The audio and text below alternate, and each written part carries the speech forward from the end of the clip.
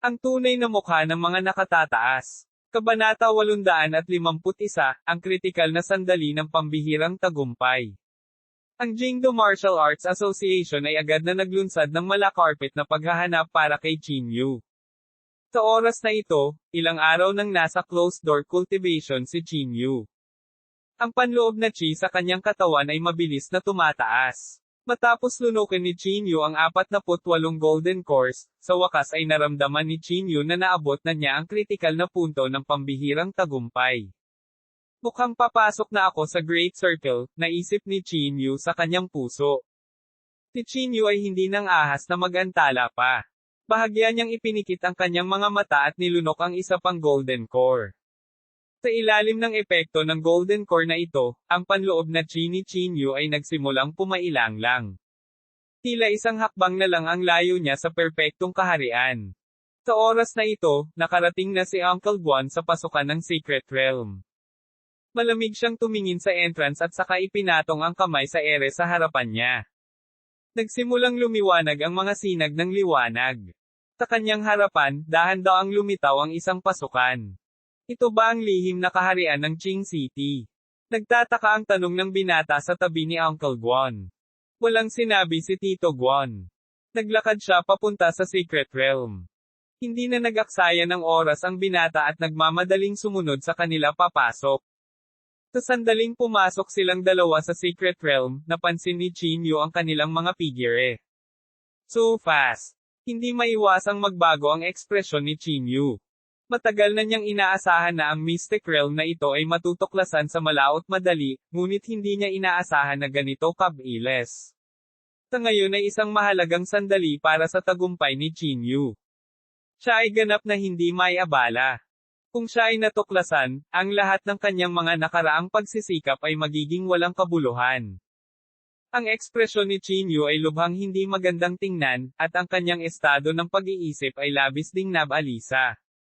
Hindi, kung magpapatuloy ang aking pag-iisip, natatakot akong mabaygo ako sa pagkakataong ito. Sabi ni Chin Yu sa mahinang boses. Huminga siya ng malalim at pinilit ang sarili na patatagin ang estado ng kanyang pag-iisip, sinusubukan ang kanyang makakaya na huwag hayaang tumakbo ang kanyang imahinasyon. Sa labas ng mundo, si Uncle Guan ay naglalakad na patungo sa bahay na ito. Sa sandaling ito, napansin ni Su Chen si Uncle Guan na sumugod. Nagmamadali siyang lumakad at sinabing, "Ikaw." Agad na sumigaw ang binata sa tabi ni Tito Guan, elder ito ng ating Hong Yi sect. Kuya Guan. Isang elder ng Hong Yi sect. Ang ekspresyon ni Su Chen ay hindi maiwasang bahagyang magbago. Sino ka? Bakit ka lumitaw sa lihim na kaharian ng Hong Yi sect? Malamig na tanong ng binata. Nagmamadaling sumagot si Su Chen, miyembro rin ako ng Hong Yi sect. Naglilingkod ako sa ilalim ni Ning Kun at nagbibigay galang kay Tio Guan. Isang miyembro ng Hong Yi sect. Bahagyang kumunat ang noo ni Uncle Guan. Parang may pagdududa sa mukha niya. Nagmamadaling ipinasok ni Su Chen ang kanyang kamay sa kanyang bag at kumuha ng token. Ang token na ito ay ang token ng Hong Yi sect. Kinuha ni Uncle Guan ang token at sinulyapan ito. Sinabi niya sa mahinang boses, talagang miyembro ito ng sekta ng Hong Yi. Hindi ba pinatay ni Chin Yu ang lahat ng tao sa Mystic Realm? How are you still alive? Malamig na sabi ni Uncle Guan. Nagmamadaling ipinaliwanag ni Su Chen, dahil sa maikling panahon lang ako sumali, bihira akong tumapak sa Mystical Realm. Si Uncle Guan ay masyadong tamad na makipag-usap kay Su Chen. Ikinaway niya ang kanyang kamay at sinabing, ano ang tungkol kay Chin Yu? Hinanda ni Su Chen ang sarili at sinabing, Tito Guan, wala si Chin Yu.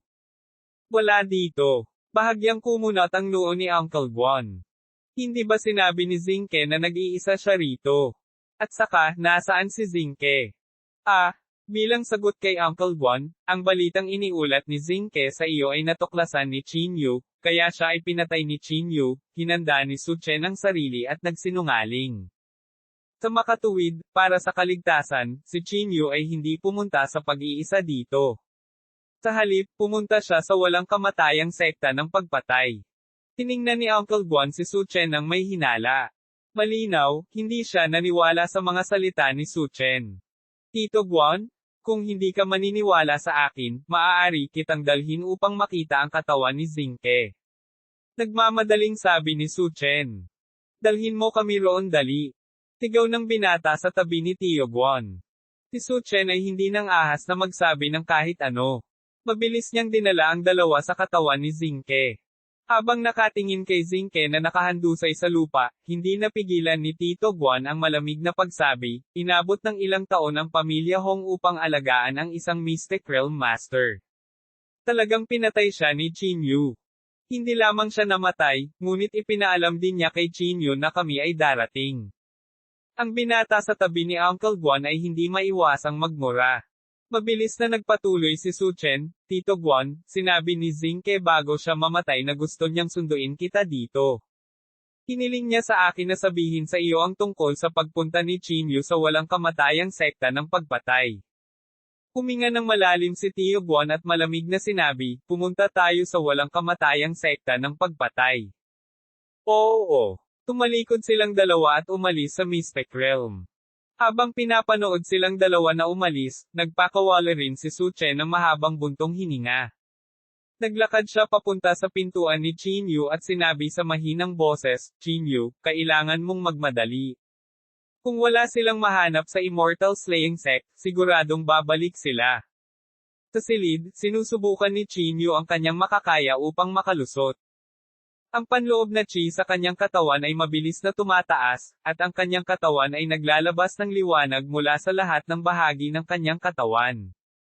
Para kay Qin Yu, ang bawat tagumpay ay isang husay na pagbabago. Ang agwat sa pagitan ng perpektong yugto at ang rurok ng Martial Marquee Realm ay mas malaki pa. Naniniwala pa si Qin Yu na hanggat pumasok siya sa perpektong yugto, hindi siya matatakot sa isang half-step Martial Saint. Kung siya ay pumasok sa kalahating hakbang na Martial Saint Realm, kung gayon si Qin Yu ay hindi matatakot sa sinuman sa mundo. Tumayo si Su Chen sa labas ng pinto at tumingin sa mga sinag ng liwanag na nagmumula sa silid. Hindi niya maiwasang makaramdam ng lihim na saya. Ang eksenang ito ay dapat maging pasimula sa isang pambihirang tagumpay.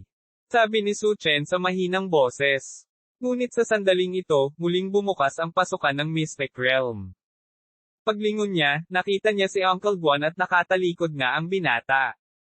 Agad na nagbago ang ekspresyon ni Su Chen, at isang bakas ng pagkabigla ang sumilay sa kanyang puso. Tito Guan? Ikaw. Bakit ka bumalik? Pinigilan ni Su Chen ang takot sa kanyang puso at hinanda ang sarili na magtanong. Pinaikit ni Uncle Guan ang kanyang mga mata at sinabing, si Qin Yu ay naroon na siguro bago namatay si Zinke. Kung ganoon nga, bakit hindi kanya pinatay? Ang ekspresyon ni Su Chen ay nagbago ng husto. Alam niyang may mali. Kasi, dahil nagmamadaling umalis si Qin Yu, kaya, sinubukang ipaliwanag ni Su Chen. Ngunit ang binata sa tabi ng tiyuhin na si Guan ay hamarang kay Su Chen. Tito Guan? Nasa kwartong ito si Qin Yu. Sigaw ng binata. Tinulya pa ni Uncle Guan ang liwanag sa silid at hindi maiwasang tumingin kay Su Chen ng malamig. Sabi niya, alam mo ba ang mga kahihinatnan ng pagtataksil sa Hong family? Agad na namula ang mukha ni Su Chen, kasing putla ng papel. Ang takot sa kanyang puso ay nagpang-inig sa kanya. Tito Guan? Ako. Bang! Bago matapos ni Su Chen ang kanyang pangungusap, nagpadala na si Uncle Guan ng hampas ng palad. Ang hampas ng palad na ito ay dumapo sa dibdib ni Su Chen. Ang napakalaking puwersa ay direktang nabasag ang sternum ni Su Chen. Ang sinumang magtatraidor sa Hong Clan ay dapat mamatay. Malamig na sabi ni Uncle Guan. Kabanata 852, nasira ang Golden Core. Agad na pinalipad ang maselang katawan ni Su Chen. Ibinuka niya ang kanyang bibig para magsalita, ngunit patuloy na umaagos ang dugo mula sa kanyang bibig na parang bukal. Malamig na ngumuso si Tito Guan at saka humakbang papasok sa kwarto. Sa kwarto, naka-cross-legged si Qin Yu sa kama. Ang kanyang dantian ay nagniningning, at ang marahas na kapangyarihan ay dumadaloy sa bawat bahagi ng kanyang katawan. Ang katawan ni Qin Yu ay mabilis na bumubuti, at ang kanyang mga buto at dugo ay tila paulit-ulit na nahuhubog. Nang makita ang eksenang ito, hindi napigilan ni Tito Guan na mapangiti, ang kritikal na sandali ng pambihirang tagumpay. Buti na lang at hindi kami masyadong nakarating. Mukhang papasok na ang batang ito sa perpektong kaharian, sabi din ng binata sa tabi ni Uncle Guan sa mahinang boses. Bahagyang tumanggo si Uncle Guan at malamig na sinabi, huwag kang mag-aksaya ng oras. Patayin siya sa lalong madaling panahon upang maiwasan ang anumang aksidente. Pagkatapos sabihin iyon, kumislap ng liwanag ang kamay ni Tito Guan, at isang nakakatakot na puwersa ng chi ang mabilis na natipon sa kanyang palad. Brat, pumunta ka sa impyerno. Kasabay ng galit na dagindong ni Uncle Guan, ang nakakatakot na enerhiya sa kanyang kamay ay direktang bumagsak patungo kay Chinyu. Si Chinyu, na nasa mahalagang sandali ng paglusob, ay walang mood na harapin ito. Pilit lang niya kayang tiisin. Boom! Ang buong katawan ni Chinyu ay direktang pinalipad. Lumuwa siya ng isang bibig ng dugo. Ngunit kahit na ganoon, hindi pa rin iminulat ni Chinyu ang kanyang mga mata. Umasa siya sa kanyang makapangyarihang divine sense para patatagin ang kanyang isip. Ang kanyang katawan ay naglalabas pa rin ng liwanag kung saan-saan. Hindi napigilan ni Uncle Guan na sumimangot. Baka sa mukha niya ang pagkagulat. Malamig niyang tiningnan si Chinyu at sinabi sa mahinang boses, nakaharap ang ganoong suntok, kaya pa niyang patatagin ang kanyang isip. Hindi simple ang batang ito. Tito Guan, bilasan mo at patayin mo siya. Hinimok ng kabataang nasa gilid. Hindi na nagsalita pa si Tio Guan. Dahan-dahan niyang isinara ang kanyang mga kamay, na para bang nagluluto siya ng nakakatakot na spell.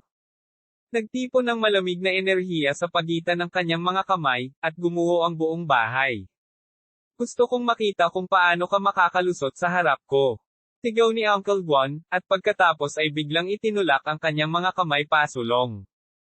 Rumble! Ang nakakatakot na buwan ay parang bilog na gulong, na gumugulong patungo sa Chinyu. Ang bola ng kapangyarihan na iyon ay sumabog sa katawan ni Chinyu. Ang buong bahay ay ganap na naging alikabok, at maging ang buong mastiko na kaharian ay umuugong, na parang hindi nito makayanan ang kapangyarihang ito. Ang mga alon ng usok at alikabok ay napukaw sa paligid ng Chinyu, na humaharang sa paningin ng lahat. Walang oras si Tio Guan para mag-isip. Umakbang siya at naglakad hanggang sa gilid ni Chinyu. Gayunpaman, may nangyaring ikinagulat ni Tito Guan. Sa sandaling ito, ang katawan ni Chinyu ay puno ng dugo. Ang kanyang mga buto ay nabasag, at ang kalahati ng kanyang katawan ay halos makulayan ng pula ng dugo. Gayunpaman, si Chinyu ay kasing tatag pa rin ng isang bato at hindi natitinag gaya ng isang bundok.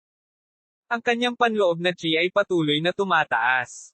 Paano ito? Agad nitong ikinagulat si Tio Guan. Isinasantibi ang matigas at mabangis na katawan ni Chinyu, ang kanyang makapangyarihang estado ng pag-iisip ay sapat na para yumanig ang mundo. No wonder paulit-ulit na nabigo si Hong Yaiman, sabi ng binata sa gilid sa mahinang boses. Ang antas ng takot ng batang ito ay lampas sa aming imahinasyon. Labis na madilim ang mukha ni Uncle Guan. Pinaikit niya ang kanyang mga mata at malamig na sinabi, talento ka talaga. Tayang talaga patayin ka ng ganyan lang. Sa oras na ito, hindi pa matagumpay na nakapasok si Chinyu sa malaking bilog, ngunit nakayanan pa rin niya ang dalawang galaw mula sa kanya nang hindi namamalayan. Kung magtagumpay siya sa paglusob, gaano ito kahusay? Sa pag-iisip nito, ang daliri ni Tito Guan ay nagpalapat ng liwanag na parang isang matulis na tinak. Kung ganoon, dudurugin ko ang iyong gininto angkor. Sabi ni Uncle Guan na may masamang mukha. Ang liwanag sa kanyang daliri na parang isang matulis na tinak ay kumikinang ng maliwanag, na naglalabas ng malamig na liwanag. Pagkatapos, biglang umunat ang daliri ni Tito Guan, at ang liwanag ay agad na dumaloy patungo sa ibabang bahagi ng tiyan ni Chinyu. Ang gayong mabangis na hakbang ay agad na naging dahilan upang makatanggap ng marahas na epekto ang gininto angkor ni Chinyu. At ang katawan ni Chinyu ay nanginginig din ng walang malay. Puno ng lihim na pawis ang kanyang noo. Hindi alam kung dahil ba sa sakit o dahil sa kaba. Ha. Nang makita ito, hindi napigilan ni Tito Guan ang pagtawa. Hanggat sirain ko ang iyong gininto angkor, kahit na mayroon kang mahusay na kakayahan, ikaw ay mababawasan pa rin sa isang basura. Ginamit muli ni Uncle Guan ang parehong trick, at muling humampas patungo sa ibabang tiyan ni Chinyu. Ang Jindan ni Chinyu ay muling dumanas ng marahas na epekto. Ang liwanag na lumulutang sa Jindan ay tila medyo lumabo sa sandaling ito. Ang lahat ng paglilinang ay suportado ng Jindan. Kapag nawasak ang Jindan, ganap na itong gagawing basura. Patuloy na umaagos ang pawis mula sa noo ni Chinyu. Ang sakit na naging sanhi ng pisikal na katawan ni Chinyu ay nagkaroon ng pisyolohikal na reaksyon. Lalong lumakas ang liwanag sa palad ni Uncle Guan. Pinaikit niya ang kanyang mga mata at sinabing, "Isa pa, basagin mo ang iyong golden core." Sa pagkakataong ito, halos naipon na niya ang lahat ng lakas ni Uncle Guan. Hanggat ito ay nahulog, ang ginintoang core ay masisira. "Break ka para sa akin." Pilit na umungol si Uncle Guan, at ang liwanag sa kanyang kamay ay tumusok sa ibabang bahagi ng tiyan ni Chinyu. Sa kritikal na sandaling ito, biglang iminulat ni Chinyu ang kanyang mga mata. Ang kanyang katawan ay sumandaw sa gilid, at ang liwanag ay tumagos sa dantian ni Chinyu at dumaan sa golden core. Ang ibabang bahagi ng tiyan ni Chinyu ay tinusok, at umagos ang dugo, ngunit sa kabutihang palad, nalihis ito sa posisyon ng golden core. Tumayo si Chinyu mula sa lupa. Hinawakan niya ang kanyang dantian, at hindi napigilan ang kanyang mukha na maging malamig. Bahagyang nanliit din ang mga mata ni Uncle Guan, at ninisyon niya, "Maswerte ka talaga, na makumplito ang tagumpay sa sandaling ito. Pero sa kasamaang palad, nasira ang iyong Jindan. Kahit na gumawa ka ng isang pambihirang tagumpay, ano ang magagawa mo?" Kabanata 853, isang casual na suntok. Sa pagtingin sa mapagmataas na ekspresyon ni Uncle Guan, nanatiling tahimik si Chinyu. Ibinaba niya ang kanyang ulo at hinawakan ang posisyon ng kanyang dantian. Tinalakay siya ng mga alon ng mahinang sakit. Sa ilalim ng kanyang paulit-ulit na suntok, ang dantian ni Chinyu ay talagang nakatanggap ng malaking epekto. Ngunit anuman ang mangyari, si Chinyu ay maaaring ituring na opisyal na nakapasok sa kaharian ng pagiging perpekto. Ang kanyang katawan at lakas ay lubos na bumuti. Ang espiritual na kapangyarihan sa kanyang katawan ay kasing lawak ng dagat, halos walang katapusan. Ang kapal nito ay lumampas pa sa imahinasyon ni Chinyu. Totoo na ang magulong katawan ay hindi magagapi sa mga kaparehong antas. Bukod dito, mayroon lamang isang manipis na linya sa pagitan ng Chinyu at ng kalahating hakbang na martial saint na ito. "Bakit? Natatakot ka ba?" Walang pakialam na sabi ni Uncle Guan. Umiling si Chinyu at sinabing, "Alam mo ba kung ano ang hitsura mo sa aking mga mata?" Tumaas ang kilay ni Uncle Guan, "Oh. Ang agos mo ay parang langgam sa aking paningin. Kahit anong sigaw mo o tumalon, mukha ka pa rin katawa-tawa," sabi ni Chinyu sa mahinang boses. Nang marinig niya ang mga salita ni Chinyu, hindi napigilan ni Uncle Guan na tumawa ng malakas. "Nasa perpektong yugto ka pa lang, gaano ka pa kangas na magsalita? Ano, pagkatapos taglayin ang kapangyarihan ng isang martial saint, sa tingin mo ba ay sarili mong lakas iyon?" Malamig na tumawa si Chinyu, "Sa totoo lang, ang kasalukuyang ako ay mas malakas kaysa noong taglay ko ang kapangyarihan ng isang martial saint. Puno ka ng kalokohan," sabi ni Uncle Guan na may malungkot na mukha. "Anak, dahil hindi ka papatay, bibigyan kita ng pagkakataong mabuhay. Ibigay mo si Yanrozo, maaari kong isaalang-alang na iligtas ang iyong buhay." Nanlamig ang mukha ni Chinyu, at malamig niyang sinabi, "Isa lang ang katapusan mo kung mismo si Yanrozo, at iyon ay kamatayan." Habang nagsasalita siya, ang layunin ng pagpatay sa katawan ni Chinyu ay mabilis na tumaas. Hindi napigilan ni Uncle Guan na sumimangot ng bahagya nang maramdaman ang lamig ng buto sa katawan ni Chinyu. Ang lamig na ito ay nagparamdam sa kanya ng matinding panganib. "Hindi, kailangan ko siyang patayin sa lalong madaling panahon," sabi ni Uncle Guan sa kanyang puso. Hindi na siya nag-aksaya pa ng oras, at mabilis na gumalaw ang mga kamay niya sa ere. Ang mga agos ng panloob na lakas ay bumulwak mula sa kanyang mga kamay at nagkaroon ng hugis, na naging mga higanteng sawa. Ang mga sawa ay mapusyaw na asul ang kulay, at ang kanilang malalaking ulo ay umiindayog sa hangin. Sila ay nabuo mula sa purong espiritual na kapangyarihan, at ang kanilang kapangyarihan ay hindi maisip. Pumunta ka sa impyerno. Sigaw ni Tito Guan at itinulak ang mga kamay paarap. Ang mga sawa na ito na nabuo sa pamamagitan ng panloob na lakas ay sumugod patungo sa Chinyu. Malamig na tiningnan ni Chinyu ang mga sawa na ito, at isang mapang asar na ngiti ang lumitaw sa kanyang mukha. Bahagya niyang ikinuyom ang kanyang kamao at casual na sumuntok sa kanila. Ito ay tila isang simpleng suntok, ngunit naglalaman ito ng kapangyarihan upang sirain ang mundo. Ang gintong liwanag ay tila bumaril mula sa kamao ni Chinyu, at ang gininto ang liwanag ay agad na tumakip sa paningin ng lahat. Boom! Sa suntok na ito, lahat ng nasa harap niya ay naging kawalan. Maging ang buong espasyo ay umuugong, na para bang hindi nito kakayanin ang kapangyarihang ito. Ang sawa na binago ni Uncle Guan ay agad na nawala. Malaki ang pagbabago ng ekspresyon ni Uncle Guan. Umatras siya ng 2 hakbang, baka sa mukha niya ang takot. Ang discarding ito ay ang kanyang sikat na ganap na kasanayan, ngunit ito ay nabasag ng isang casual na suntok. What technique is this? Takot na tanong ni Uncle Guan. Saglit na nag-isip si Chinyu at sinabing, ito ay hindi isang pamamaraan, ito ay isang casual na suntok ko. Casual punch. Paano ito naging posible? Ang kanyang sikat na ultimate skill ay talagang nabasag ng isang casual na suntok. Chinyu? Ikaw. Ayokong makinig sa kalokohan mo. Ikinaway ni Chinyu ang kanyang kamay. Bawat isa sa inyo na dumating upang hanapin ang kamatayan ay dapat magsabi ng isang grupo ng mga walang kwentang bagay bago sila mamatay. Either humingi ng awa o hintayin mo ako. Pagod na akong makinig dito. Kaya, mabuti pang tumahimik ka. Bago pa niya matapos ang kanyang mga salita, napapikit na si Chinyu ng isa pang suntok. Namutla si Tito Guan sa takot. Dali-dali niyang inilabas ang kanyang martial saint weapon para harapin ito. Sa kasamaang palad, ang sandata ng martial saint ay napakahina sa harap ni Chinyu. Sa ilalim ng suntok na ito, ang ningning na ibinubuga ng sandata ng martial saint ay direktang nilamon at pagkatapos ay sumabog. Boom! Tumama ang kamao sa katawan ni Uncle Guan. Ang suntok na ito ay talagang direktang dumurog sa katawan ni Tito Guan.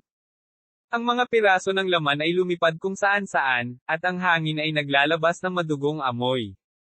Dahan daw ang naglakad si Chinyu papunta sa harapan ni Uncle Guan. Inilabas niya ang ginintoang core ni Tito Guan, pagkatapos ay itinaas ang kanyang palad, at ang laman ay direktang naging madugong ambon. Nanlaki ang mga mata ng binata na sumunod kay Uncle Guan at nanginginig. Dahil sa takot ay nanlambot ang katawan niya at bumagsak siya sa lupa.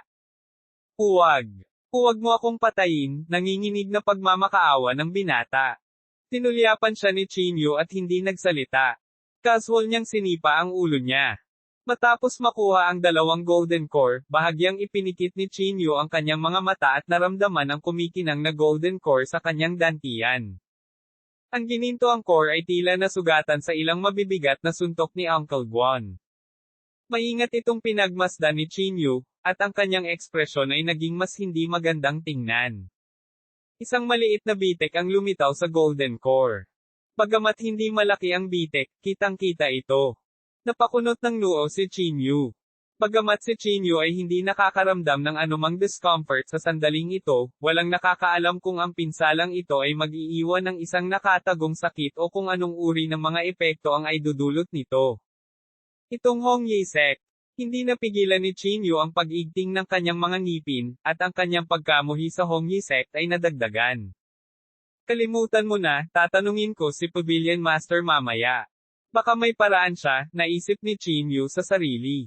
Tumalikod siya at iniwan ang mga guho. Nang malapit nang umalis si Chinyu sa Mystic Realm, nakita niya si Su Chen na nakahandusay sa lupa. Ang katawan ni Su Chen ay puno ng dugo, at ang kanyang panloob na chi ay napakahina. Mabilis na naglakad si Chinyu sa kanyang harapan at nagmamadaling iniunat ang kanyang kamay para ilipat sa kanya ang chi, espiritual na enerhiya, pansamantalang iniligtas ang kanyang buhay. Rumble. Sa sandaling ito, ang Mystic Realm ay biglang nagsimulang manginig. Langit man o lupa, parehong nagsimulang gumuho sa sandaling ito. Kabanata 854, sabihin mo sa akin, paano mo gustong mamatay? Rumble. Ilang sandali, gumuho ang buong Mystic Realm. Agad na nagbago ang ekspresyon ni Chinyu, at napabulala siya. Ang mystic realm na ito, ay mawawasak. Nang hindi man lang nag-iisip, ito ay tiyak na isang backup na plano na naiwan ng Hongyi sect. Ang kanilang layunin ay pigilan si Chinyu na mapatay. Damn it, nagmura si Chinyu sa kanyang puso. Pinuhat niya si Su Chen at agad na sumugod patungo sa exit ng Mystic Realm. Ang lihim na kaharian ay gumuho sa napakabilis na bilis. Nagsimula itong bumagsak halos kaagad. Nikatikip lang ng ngipin si Chinyu at nagmamadaling pumunta sa exit sa pinakamabilis na posibleng bilis. Sa kabutihang palad, sapat na mabilis si Chinyu. Pinuksan niya ang exit ng Secret Realm at tumalon palabas kasama si Su Chen sa kanyang mga braso. Sa sandaling tumalon siya, ang lihim na kaharian ay ganap na gumuho at naging isang piraso ng walang laman. Pagtingin niya mula sa labasan, isang madilim na lugar lang ang nakikita niya sa loob. Ito ay ang walang laman, isang walang katapusang kawalan. Kapag nahulog siya dito, maiiwan siya sa loob magpakailanman. Medyo malamig ang ekspresyon ni Chinyu, at nagsalubong ang kanyang mga kilay. Mukhang may mga panganib din sa lihim na kaharian, sabi ni Chinyu sa mahinang boses. Kung nahulog siya sa kawalan, mamamatay siya ng walang pag-aalinlangan. Sayang. Sa pagtingin sa gumuhong Mystic Realm, hindi napigilan ni Chinyu na mapabuntong hininga. Hindi madaling makahanap ng Mystic Realm, ngunit hindi niya inaasahan na mawawasak ito ng ganoon lang. Pinuhat ni Chinyu si Su Chen at naghanda na magtungo sa Divine Alchemist Pavilion. Bumili siya ng kotse at nagmaneho patungo sa Divine Alchemist Pavilion. Ang pag-iisa sa pagkakataong ito ay hindi perpekto. Si Chinyu ay orihinal na gustong umasa sa ginintoang core, mga halamang gamot, yin heart, at ang kapangyarihan ng paglikha upang humakbang sa kalahating hakbang na martial saint realm ng sabay-sabay. Sa kasamaang palad, bago siya makagawa ng susunod na tagumpay, siya ay natuklasan. Habang papunta sa Divine Medicine Pavilion, biglang nakaramdam si Chinyu ng matinding pananakit sa kanyang ibabang tiyan. Ang sakit na ito ay hindi mabata. Maging si Chinyu, na may malakas na paghahangad, ay hindi napigilan kahit sandali. Madilim ang kanyang paningin at muntik na siyang mawala ng malay.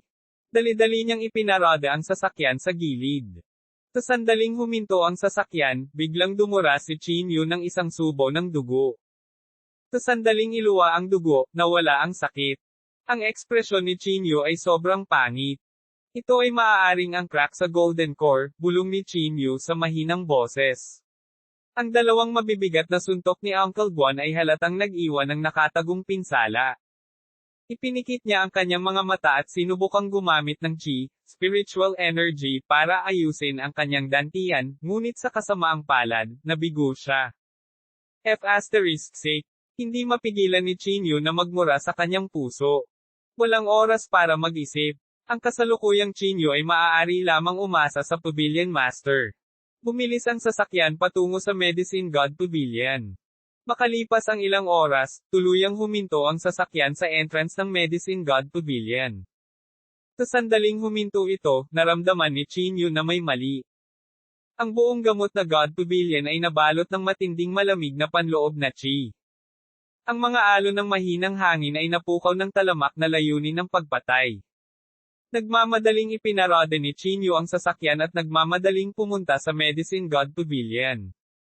Sa sandaling ito, sa loob ng gamot na God Pavilion. Ang Pavilion Master ay napuno ng dugo at ang kanyang mukha ay sobrang putla. Nakahiga sa tabi niya ang tatlong bangkay. Ang nakakagulat ay ang dalawang bangkay na ito ay nasa half-step martial saint stage. Pavilion Master, minamaliit ka namin. Malamig na sabi ng isang matangkad na lalaki sa harap ng Pavilion Master. Pinatay mo talaga kaming tatlo na magkasunod na half-step martial saints. Just what realm are you at? Malamig na tanong ng isa pang tao. Pinunasan ng Pavilion Master ang dugo sa gilid ng kanyang bibig. Hindi niya sinagot ang tanong na ito. Sa halip, ibinuko niya ang kanyang dibdib at malamig na sinabi, hindi na kailangang magsalita ng walang kaparirikon. Gawin natin. Nanginginig ang mga paa ng Pavilion Master. Ang mga sinag ng madilim na asol na liwanag ay nagsimulang kumalat mula sa ilalim ng kanyang mga paa. Walang silbi. Ang iyong panloob na chi ay nalante na sa sukdulan. You are definitely not a match for the two of us, malamig na sabi ng matangkad na lalaki. Ibigay mo si Yanruozo ng masunurin, at ililigtas ko ang buhay mo. Kung hindi, ang Divine Alchemist Pavilion ay hindi mag-iiwan ng isang tao na buhay. Hindi kumibo ang Pavilion Master. Isang bugaw na sampal ang tanging natanggap niya. Ang sampal na iyon ay nagmula sa lahat ng direksyon, at ang nakakatakot na panloob na chi ay yumanig sa buong lupa. Gayunpaman, nang malapit ng hampasin ng palad ang dalawa, ang mukha ng master ng pavilion ay namutla, at agad siyang nagluwa ng isang subo ng dugo. Ang namuong palad na iyon ay bahagyang nanginginig, at ang lakas ay agad na nawala. Tinamantala ng dalawa ang pagkakataong ito at agad na umatake. Nanginginig ang kanilang mga palad, at isang sinag ng liwanag ang bumaril patungo sa Pavilion Master. Ang sinag ng liwanag na ito ay napakabilis, at ang Pavilion Master ay walang paraan upang maiwasan ito. Bang! Tinamaan ng malakas ang dibdib niya, at lalong namutla ang mukha niya. Ji Yuhong, bakit kailangan mong lumaban? Patay ka ngayon. Maging ang hari sa langit ay hindi ka mailigtas. Ang dalawa sa kanila ay sumabog sa isang nakakatakot na liwanag. Sa ilalim ng kanilang magkasanib na pagsisikap, isang malaking matalim na talim ang namuo sa itaas ng ulo ng master ng pavilion. Ang matalim na talim ay may matinding hangarin sa pagpatay habang diretso itong tumusok patungo sa pavilion master. Nang malapit ng dama po ang matalim na talim sa katawan ng pavilion master, isang gintong liwanag ang dumaan at humarang sa harap ng pavilion master. Kasunod nito, nakita ng lahat ang isang gintong kamao na nagliliwanag sa buong mundo habang dumiretso ito sa matalim na talam. Hong! Sa sandali ng banggaan, kumalat ang shockwave sa lahat ng direksyon. At ang matalim na talim na nakakondense sa hangin ay talagang nabasag ng isang suntok. Umakyat ang usok at alikabok, at tumahimik ang paligid. Sa isang sulyap, nakita nila si Chinyu na nakatayo sa harap ng Pavilion Master.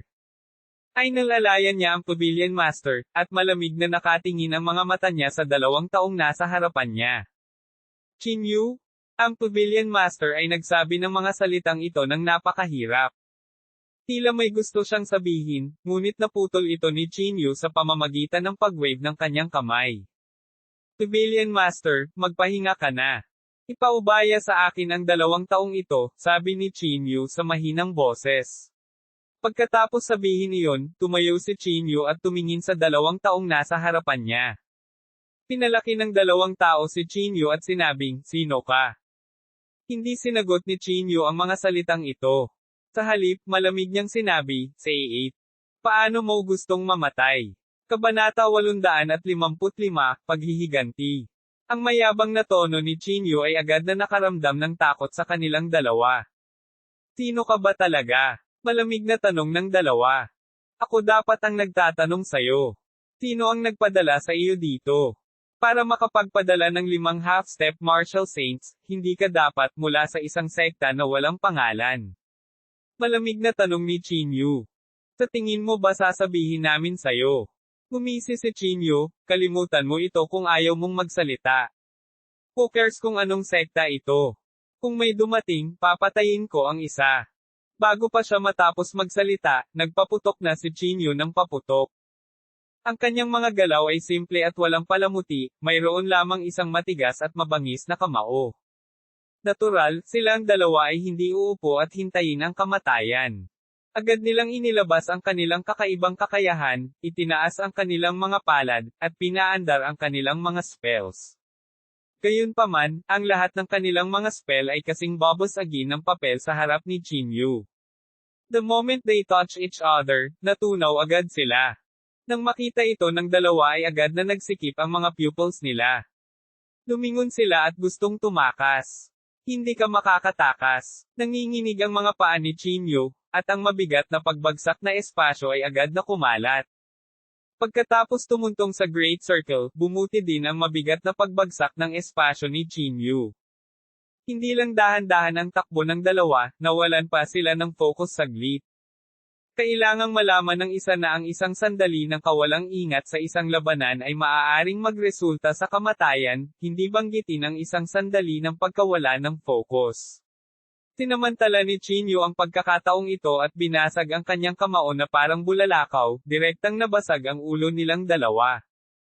Ang dalawang half-step martial saints na kanina lang nagpakitang gilas ay naging malamig na sa yelo.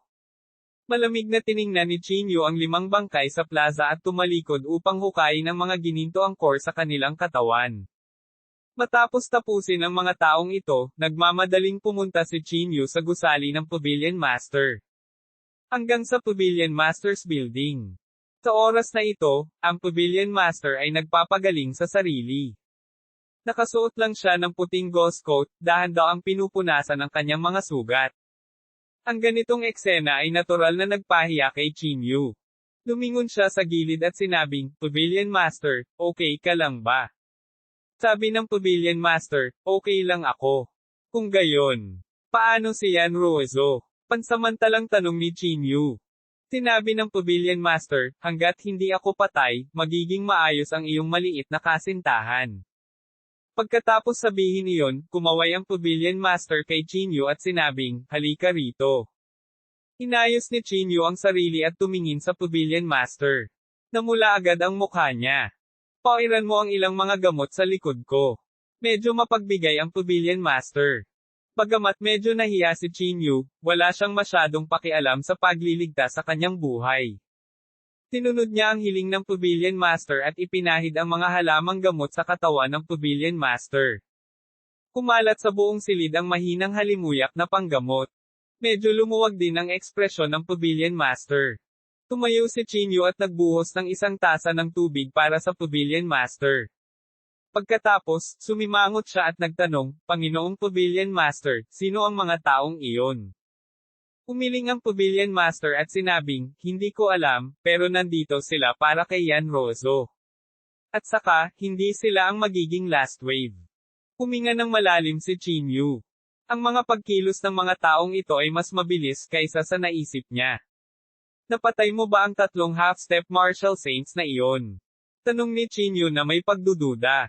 Tinulyapan ng Pavilion Master si Chinyu sa kanyang mahaba at singkit na mga mata at sinabing, "Ano pa?" Hindi mapigilan ni Chinyu na matigilan. Kailan pumasok ang Master ng Pavilion sa ganoong kaharian? Hindi sila susuko. Sa sandaling ito, biglang sinabi ng Pavilion Master. Napabuntong hininga si Chinyu at sinabi sa malalim na boses, "Mukhang nalantad ang iyong lugar. Magpalit lang tayo ng pwesto. Gayunpaman, saan ito magiging ligtas na pumunta?"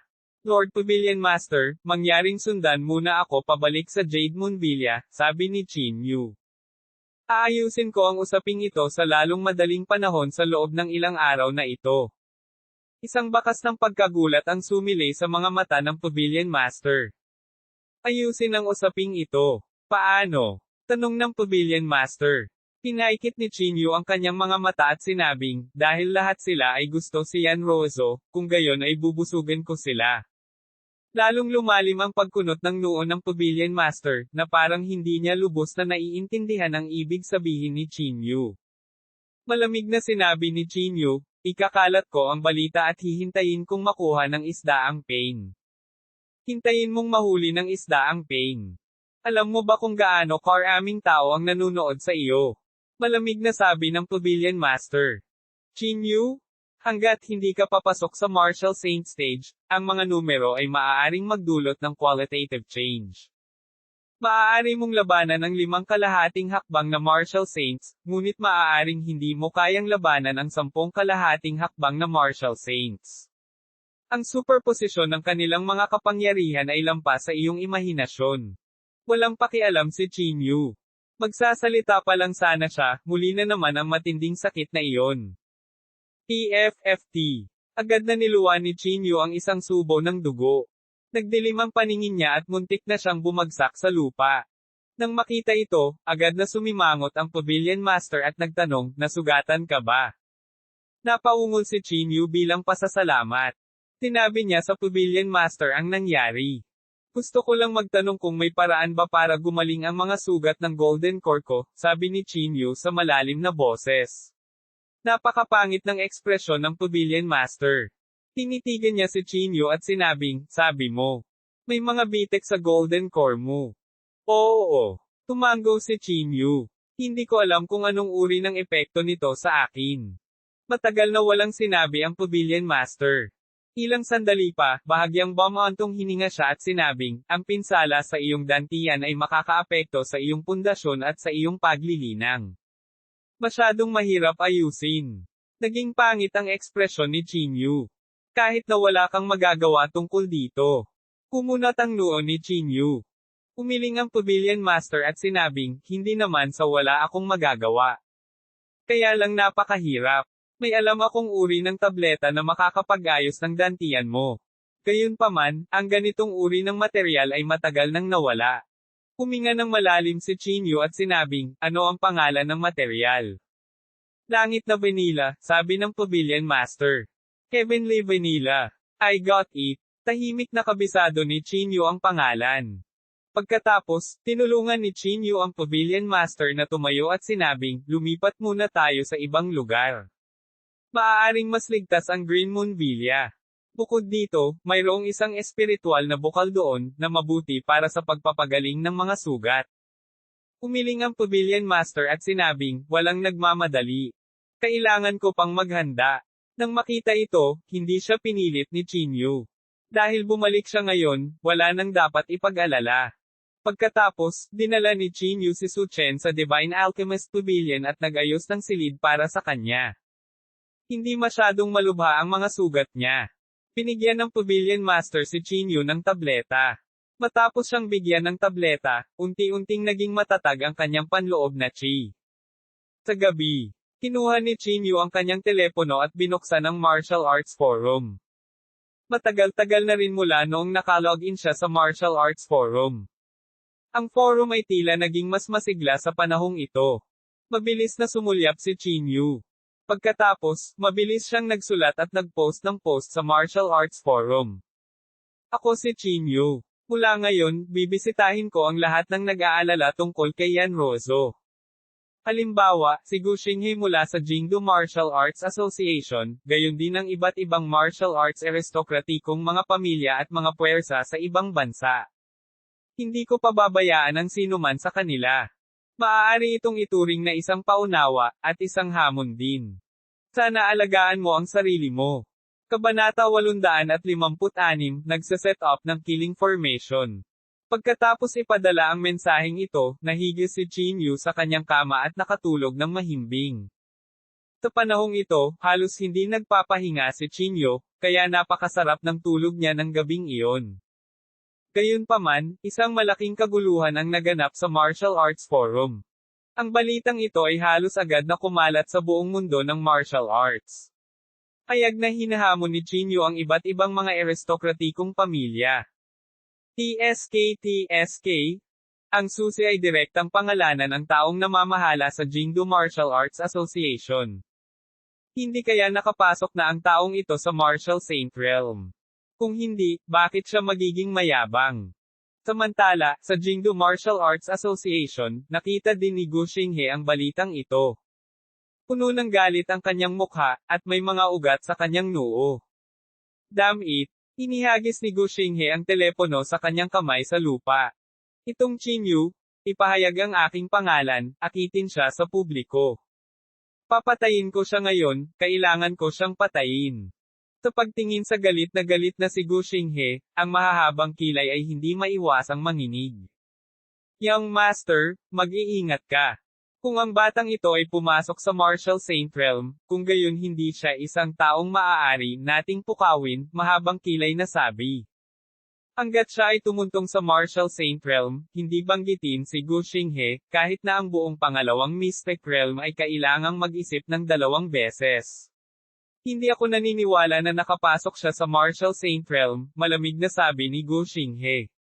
Nakita ni Long Mei na hindi niya mahikayat si Gu Xinghe, kaya iniban niya ang paksa at sinabing, Young Master, malapit na ang bagong taon. Oras na para bumalik ka sa pangalawang Mystic Realm. Nang marinig ito, halatang natigilan si Gu Xinghe, at ang kanyang emosyon ay tila tumahimik ng husto.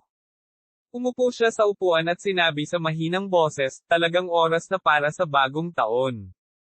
Bilang miyembro ng bansang yan, binigyan pa rin niya ng malaking kahalagahan ang bagong taon. Lalo na para kay Gu Zizin, na isang matanda at matigas ang ulo, natural niyang binibigyang importansya ang mga tradisyonal na pagdiriwang. Sa tingin ko, hindi magtatagal bago ka muling kunin ng iyong ama.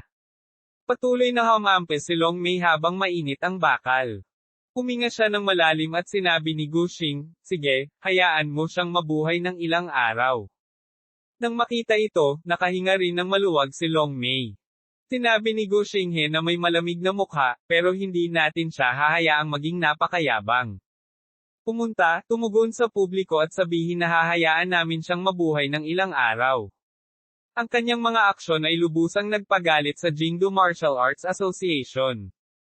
Mabilis na tumango si Long Mei at sinabing, walang problema, tutugan ako kaagad. Tuldok tuldok tuldok. Noong gabing iyon, umulan ng malakas na nyebe sa kalangitan. Ang mabigat na snow na ito ay sumasakop sa halos kalahati ng hilaga. Natahimik ang mundo. Nakahiga si Qin Yu sa kanyang kama at natutulog na parang patay na baboy. Gayunpaman, napakasigla ng Martial Arts Forum ngayong gabi.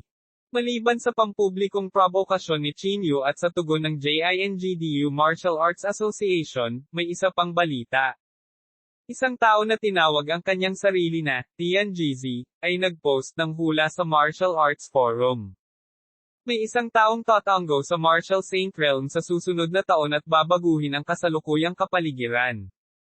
Dahil sa balitang ito, lalong naging masigla ang Martial Arts Forum na halos pumutok na. May pupunta ba sa Martial Saint Realm? Sino kaya ito? Qin Yu, Yan Jingyao, o si Gu Xinghe mula sa Mystic Realm? Nakalimutan na ba ninyong lahat na ang veteranong si Marquis Wu, Ye Qing, Jiang Kung Yun, at ang iba pa ay buhay pa? TSK, magiging masigla ang Martial Arts Forum sa susunod na taon. Sa sandaling ito, mahimbing pa ring natutulog si Qin Yu at nananaginip pa nga siya. Kinaumagahan. Pumangon si Qin Yu sa kama. Nilabas niya ang phone niya at binuksan ang Martial Arts Forum. Nang makita ang hindi mabilang na mga mensahe, hindi maiwasan ni Qin Yu na magulat. Hindi nagtagal, nakita ni Qin Yu ang tugon ni Gu Xinghe. Ang iyong mga aksyon ay lubusang nagpagalit sa Jingdo Martial Arts Association. Pagkatapos ng taong ito, ang susunod na taon ay ang petsa ng iyong kamatayan. Siyempre, magagamit mo ang ilang araw na ito para makatakas. Nang makita ang mensaheng ito, hindi napigilan ni Qin Yu na matawa. Pinag-isipan niya ito at sumagot, Gu Xinghe, kahit na hindi mo ako hinahanap, hahanapin kita. Inialis ang kanyang telepono, ang ekspresyon ni Qin Yu ay agad na naging napakalamig. Hindi niya binalak na magkaroon ng isang matatag na bagong taon.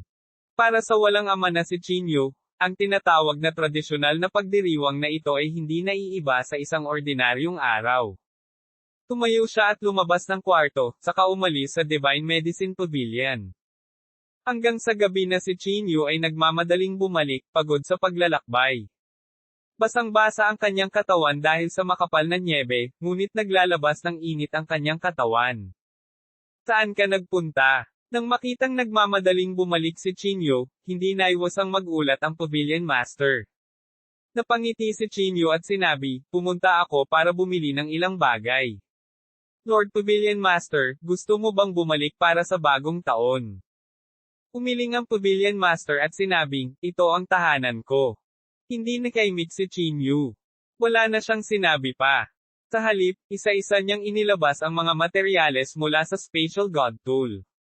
Ang mga materyales na ito ay mukhang pangkaraniwan, ngunit ang Pavilion Master, na mahusay ang kaalaman, ay maaaring sabihin ang kanilang mga gamit sa isang sulyap.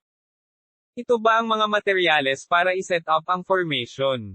Tanong ng Pavilion Master. Tumango si Qin Yu at sinabing, oo, plano kong magtayo ng killing formation malapit sa Medicine God Pavilion. Nagulat ang Pavilion Master, marunong ka bang mag-set up ng killing formation? Ngumiti si Qin Yu at sinabing, syempre. Pagkatapos, naglabas si Qin Yu ng kabuoang 4 na sandata ng Martial Saint. Ang 4 na sandata ng militar na ito ay inagaw lahat ni Qin Yu. Ikaw, nang makita ng Pavilion Master ang eksenang ito, hindi niya maiwasang matigilan. Kailan naging walang kwenta ang mga sandata ng Martial Saint? Ginamit ko ang 4 na sandata ng militar na ito bilang mga sandata ng pagpatay upang iset up ang pagbuo ng pagpatay. Pagdating ng panahon, ikaw ang kumokontrol. Kahit na pumasok dito ang isang half-step Martial Saint, mamamatay siya ng walang pag-aalinlangan, malamig na sabi ni Chinyu. Sa pagtingin kay Chinyu, napayat at may determinadong tingin sa kanyang mga mata, ang Pavilion Master ay medyo nag-absent-minded saglit. Ang binata na umasa sa kanyang proteksyon 1 taon na ang nakalipas ay lumaki na sa ganoong lawak. Hindi nag-aksaya ng oras si Chinyu. Nilabanan niya ang mabigat na nyebe at gumugol ng isang buong gabi upang mag-set up ng isang killing formation sa paligid ng malaking Divine Medicine Pavilion. Kinaumagahan, nakatayo si Chinyu sa pinakamataas na punto ng Divine Medicine Pavilion na parang may sinusukat siya. Nakaayos na ba ang killing formation? Naglakad ang Pavilion Master sa gilid ni Chinyu. Umiling si Chinyu at sinabing, kung gusto mong maging perpekto ang forma sayon, kailangan mo ng isa pang bagay. Ano? Tanong ng Pavilion Master. Pinaikit ni Chinyu ang kanyang mga mata at sinabing, bato ng Chenkon. Chenkon Stone. Nang marinig ang pangalang ito, hindi napigilan ng Pavilion Master na mamatla sa takot. Ang Chenkon Stone ay isang napakabihirang material. Sa kasalukuyan, tanging ang lihim na pavilion ng langit ang nakakaalam nito sa publiko. At itinuring ng pavilion ng Heavenly Secrets ang langit at lupang bato na parang isang pamana ng pamilya. Kadalasan, hindi banggitin ang pagbibigay nito sa iba, hindi nila ito mailabas para tingnan. Saan mo kukunin ang Heaven and Earth Stone? Tanong ng Pavilion Master. Malamig na sinabi ni Chinyu, ang pavilion ng mga lihim ng langit. Hindi kanila ibibigay. Umiling ang Pavilion Master at sinabi. Gumisi si Chinyu at sinabing, kailangan nilang ibigay ito kahit na ayaw nila. Ito ang utang nila sa akin. May utang ka. Lalong naguluhan ang Pavilion Master. Gumisi si Chinyu at sinabing, may utang silang buhay sa akin, kaya gamitin itong Chenkon Stone para bayaran ako. Habang sinasabi niya ito, iniluan ni Chinyu ang isa pang subo ng dugo. Kinulayan ng dugo ang nyebe sa lupa na pula na nagmukhang nakakagulat. Kabanata 857, ang lakas ng suntok. Nang makita ito, lalo pang napangiwi ang Pavilion Master. Ang lahat ng mga palatandaan ay nagpakita na ang gininto ang core ni Chinyu ay talagang nasira. Pinunasan ni Chinyu ang dugo sa gilid ng kanyang bibig, ngunit walang labis na pag-aalala sa kanyang mukha. Ang katawan mo, ibinoka ng Pavilion Master ang kanyang bibig. Ikinaway ni Chinyu ang kanyang kamay at sinabing, okay lang ako, Lord Pavilion Master. Pupunta ako sa Jingdo ngayon para hanapin si Luo Jinggayo. Paano kung hindi ibigay sa iyo ni Luo Jinggayo ang Cosmic Stone? Tanong ng Pavilion Master. Sinabi ni Chinyu sa malalim na boses, sa palagay ko ay napakalambot pa rin ng puso ko. Kaya naman napakaraming tao ang nagsapanganib ng kanilang buhay para dumating at agawin si Yanroso. Kahit na ang pangungusap na ito ay hindi isang direktang sagot, ang kahulugan ay napakalinaw. Hindi na nagsalita pa si Chinyu. Nagpaalam siya sa Pavilion Master at umalis sa Divine Alchemist Pavilion. Sa kasalukuyan, walang mas mahusay na paraan si Chinyu para protektahan ang Pavilion Master at si Yanroso, maliban na lang kung nakahanap siya ng Secret Realm. Jingdo, ang pavilion ng makalangit na mga lihim. Maraming tao dito. Maraming tao ang narito upang bumili ng mga espiritual na artifact at nangungunang mga armas. Natural na wala sa bulwagan na ito ang mga totoong top tier na mamimili.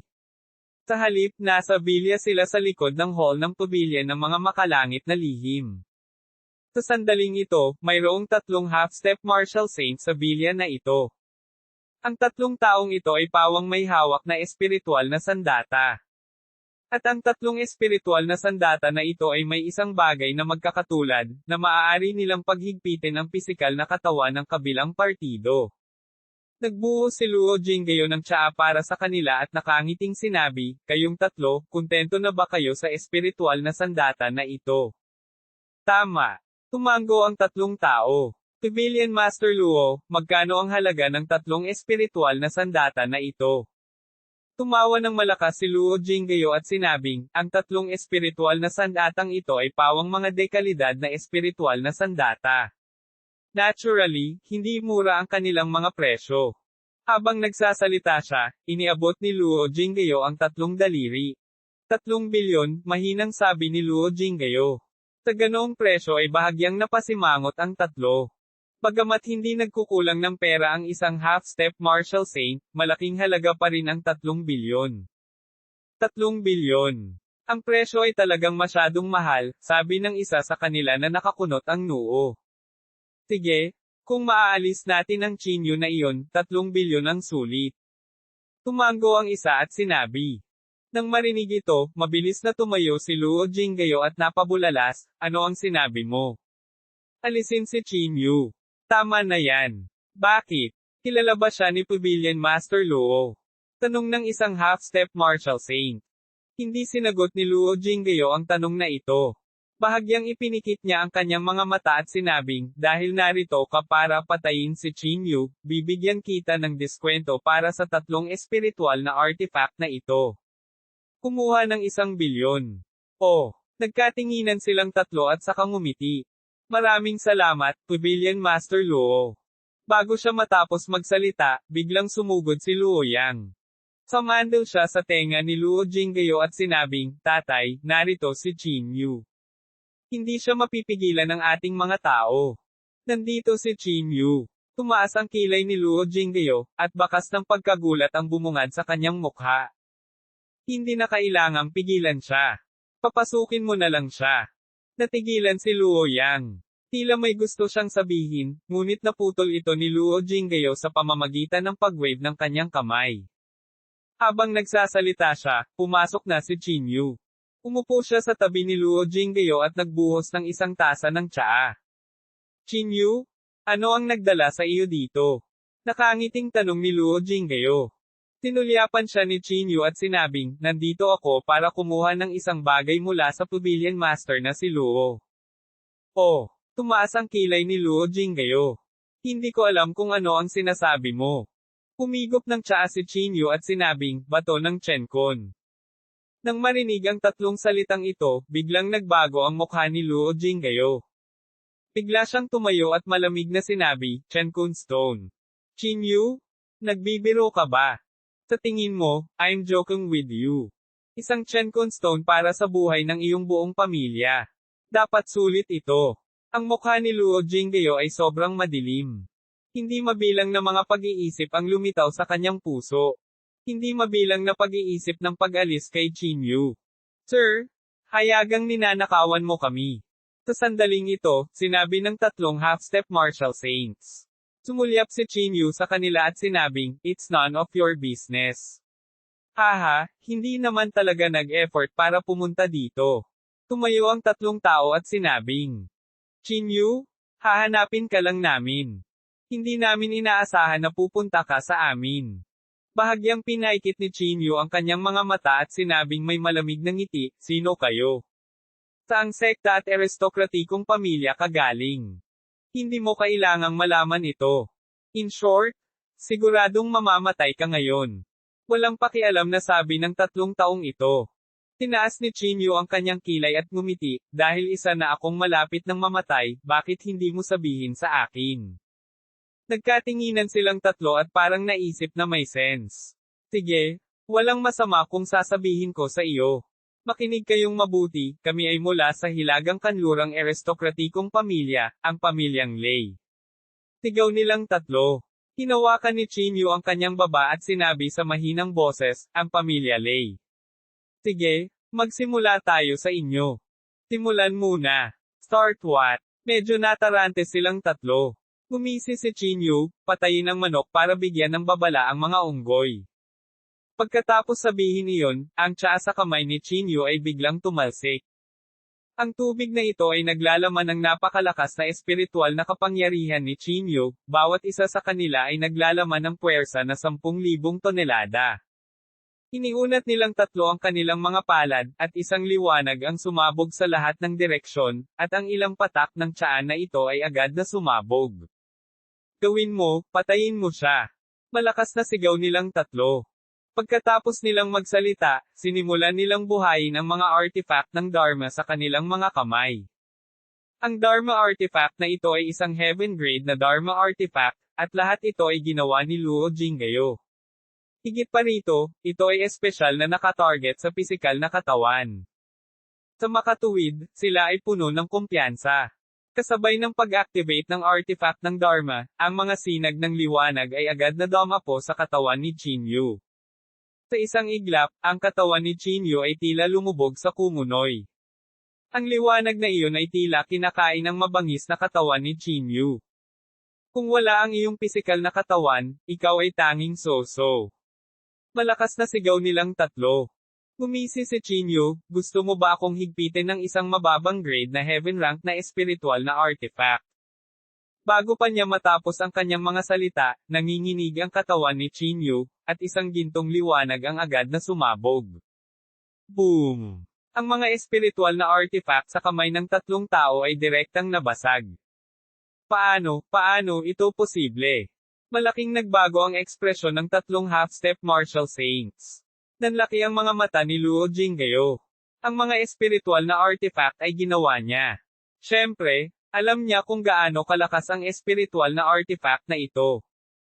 Luo Jinggayo, gumamit ka ng peke para lokohin kami. Akala ng tatlong tao na peke ang binili nila at hindi nila maiwasang sigawan si Luo Jinggayo. Nang marinig ni Chinyu ang mga salitang ito, medyo sorpresa niyang sinabi, ang espiritual na artifact na ito sa ranggo ng langit ay ikaw ang gumawa. Mukhang may kakayahan ka. Hindi umimik si Luo Jinggayo, puno ng malamig na pawis ang kanyang noo. Nakita ng tatlong taong ito na masama ang sitwasyon at binalak nilang samantalahin ang pagkakataong makatakas. Ngunit paano sila mabibigyan ni Chinyu ng pagkakataon? Bago pa sila makatalikod, may gintong liwanag na ang bumungad sa kanila. Ito ay isang casual na suntok mula kay Chinyu. Ang mga Golden Dragon ay pumulupot sa kanyang braso, at isang nakakatakot na kapangyarihan ang lumabas mula sa kanyang kamao. Boom! Saktong dama po ang kamao sa katawan ng tatlong lalaki, at ang nakakatakot na puwersang tumatagos ay tumagos pa sa mga dingding ng bilya. Poo! Sa isang suntok lang, ang katawan ng tatlong lalaki ay direktang tumagos, at ang kanilang panloob na chi ay agad na hamina. Hindi napigilan ni Luo Jinggayo na huminga ng malamig nang makita niya ito. Bago pa siya mabigla, isang malakas na tunog ang nanggaling sa labas ng bilya. Sa isang sulyap, ang burol sa hindi kalayuan ay gumuho sa isang malakas na putok. Ang mga mukha ng lahat ay agad na napuno ng pagtataka. Ang natitirang lakas ng suntok na ito ay hindi lamang nabasag ang pader, nabasag pa nito ang burol sa di kalayuan. Kabanata 858, ang araw ng bagong taon. Napatulala ang mag-amang Luo habang nilulunok nila ang kanilang laway. Hindi sila naglakas loob na isipin na ang tatlong kalahating hakbang na martial saints ay mamamatay sa harap ni Chinyu ng ganoon lang. Anong antas na ang naabot ng paglilinang ni Chinyu ngayon? Bakit napakabilis ng kanyang pag-unlad? Lumapit si Chinyu sa tatlong tao, hinukay ang kanilang mga gininto angkor, at inilagay ang mga ito sa kanyang special na banal na sandata. Pagkatapos, malamig na tiningnan ni Chinyu si Luo Jinggayo. Alisin mo ang batong Chenkon, at ililigtas ko ang iyong buhay, walang pakialam na sabi ni Chinyu habang nakaupo sa sofa. Bumalik sa katinoan si Luo Jinggayo at sinabing, ang bato ng Chenkon ay ipinamana ng ating mga ninuno. Ayoko makinig ng kalokohan. Ang Chenkon Stone ay hindi kailangan para sa akin. Either you hand it over, or I don't want it anymore, puno ng pananakot ang tono ni Chinyu. Kinagat ni Luo Jinggayo ang kanyang mga ngipin at sinabing, kung gusto mo ng Chenkon Stone, ayos lang. Pero may hiling ako. Ibalik ang special god weapon na ninakaw mo, at ibibigay ko sa iyo ang Chenkon Stone. Wala kang karapatang makipag-ayos, malamig na sabi ni Chinyu. Gusto ko pareho ang Chenkon Stone at ang special god weapon. Galit na sinabi ni Luo Jinggayo, Chinyu, hindi ka ba makatwiran? Hindi ka ba masyadong lalayo? Bahagyang sumimangot si Chinyu at itinaas ang kanyang kamay para sampilan ang mukha ni Luo Jinggayo. Pakinggan ang tono mo kapag nakikipag-usap sa akin, malamig na sabi ni Chinyu. Ibinuka ni Luo Jingyo ang kanyang bibig at hindi makapagsalita. Hindi niya akalain na magkakaroon siya ng ganoong araw. Hindi maiwasan ni Luo Jingyo na titigan si Luo Yang. Kung hindi dahil sa kanya, hindi niya na-provoke si Qin Yu. Limitado ang pasensya ko, kaya 3 segundo lang ang ibibigay ko sa iyo. Kung hindi ka magdedesisyon sa loob ng 3 segundo, papatayin kita, malamig na sabi ni Qin Yu. Alam ni Luo Jingyo na hindi siya makakatakas, kaya nakagat na lang niya ang bala at sinabing, okay, ibibigay ko ito sa iyo. Pagkasabi nito, biglang naglabas ng special magic tool si Luo Jingyo at nagplanong tumakas. Isang black hole ang lumitaw sa harapan niya. Hinailan ni Luo Jingyo si Luo Yang pataas at tatakas na sana. Gayunpaman, iniunat ni Qin Yu ang kanyang palad at humampas pasulong. Boom!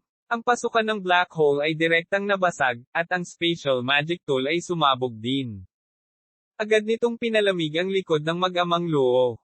Alam mo ba ang kahihinatnan ng pakikipaglaro sa akin?